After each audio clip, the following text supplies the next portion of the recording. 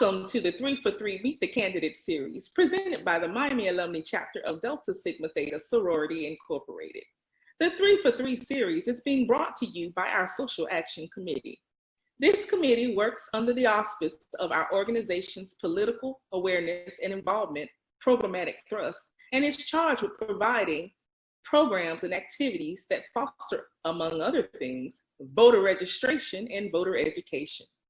It is imperative to mention that the members of the Miami Alumni Chapter of Delta Sigma Theta Sorority are not and will not endorse or promote any candidate. To that end, we invite you to watch the 3 for 3 Meet the Candidates series. This series will offer you an opportunity to preview several candidates running for office in Miami-Dade County. In an effort of providing a level and inclusive playing field, we invited all of the qualified candidates running for Miami-Dade County Board of County Commissioners, Miami-Dade Circuit and County Judges, and the Miami-Dade School Board during this 2020 primary election. Note that some of the candidates did not respond to our invitation. Candidates within the same group were asked the same 3 questions where they were given a maximum of 3 minutes to answer. We hope that you enjoy our program. Remember to register to vote and to vote by mail for your safety. Now, let's meet the candidate.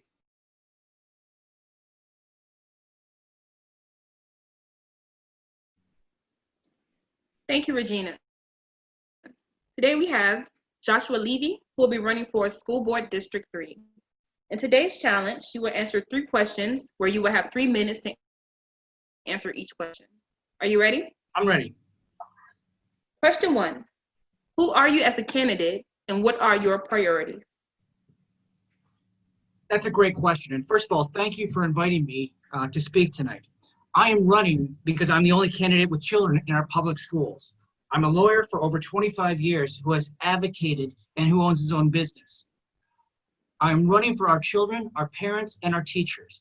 I'm the current president of the Miami Beach Bar Association, where I noticed that there was a need for an after-school law program, and I established one, which will provide mentorship and scholarships to the members.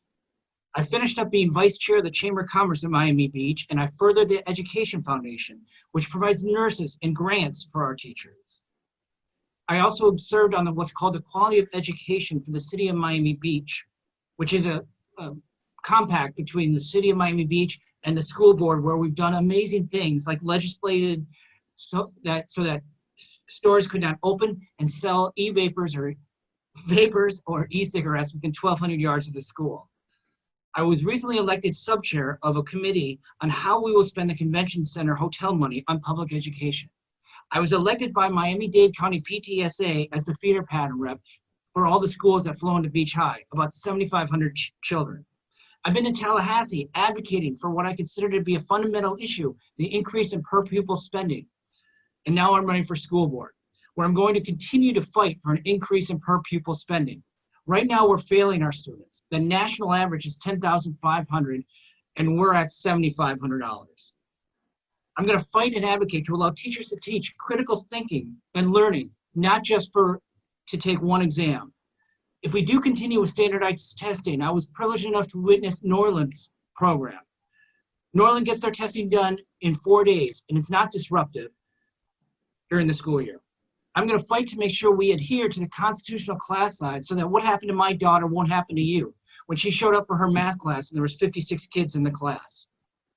We do have mental health, but we need to do more, and I have several ideas that I want to implement. I want to bring in a program from New Jersey that will teach our kids about climate change. I want to go back to an idea that I worked on with the adult education teacher from Feinberg Fisher, which is to build this culinary academy at Feinberg Fisher in the old principal's home that's just now boarded up. I'm going to bring a program that Houston has for the arts. Every student that participates gets 10 arts experiences. And as a result of engaging in this program, test scores went up 13%. I'm going to have town halls so we can better understand what's going on in the community and what's going on in the schools. I'm uniquely qualified for this position based upon what I've already accomplished and what I will accomplish, and the fact that I've got skin in the game. My 2 children attend our public schools. Thank you. Question 2. How will you work to achieve social equality and equity in education? It's a great question and right on point from now. I advocate teaching both history and current social condition of races and ethnicities, not just to pass a test, but to make sure students understand the issues involved in racial relations.